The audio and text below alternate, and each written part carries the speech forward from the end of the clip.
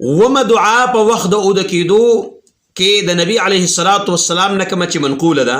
نو په روایت د ابو هريره رضی الله عنه کې راځي وی عن النبي صلی الله علیه وسلم انه كان يقول اذا آوى الى فراشي وی کله چې نبی علیه الصلاة والسلام خپل بسترې مبارکه ته راغی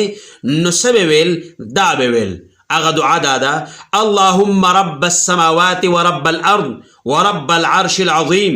ربنا ورب كل شيء فالق الحب والنوى ومنزل التوراة والإنجيل والفرقان أعوذ بك من شر كل شيء أنت آخذ بناصيته اللهم أنت الأول فليس قبلك شيء وأنت الآخر فليس بعدك شيء وأنت الظاهر فليس فوقك شيء وأنت الباطن فليس دونك شيء اقض عنا الدين وأغننا من الفقر. معنی دادا یا الله چې رب د اسمانونی او رب د ځمکې او رب د لوی عرش او رب زمونږ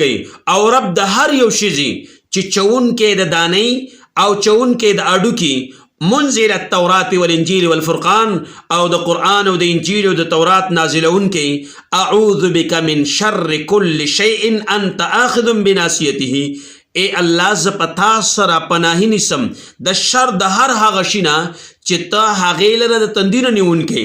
ان اللهم یا الله انت الاول فليس قبلك شيء ته اول وې ستانه مخکې څه نه وانت الاخر فليس بعدك شيء ته به آخري پاتې ستانه وروسته به څه شی نه وانت الظاهر فليس فوقك شيء ته ښکاری ستانه اوچته او د پاسه څه نشته وانت الباطن فليس دونك شيء ته چې کوم دی نو پټې ستانه اخوا څه نشته اقض عنا الدین زمونږ نه قرضونه خلاص کړي واغننا من الفقر او موږ د غریبۍ نه مالداره کړي او د غریبۍ نه موږ څه کړي مالداره کړي او بې پروا کړي. دا روایت او دا دعا په روایت د مسلم کې ذکر ده. امام مسلم رحمت الله علیه دا حدیث په خپل کتاب صحیح مسلم کې ذکر کړي په 2713 نمبر باندې.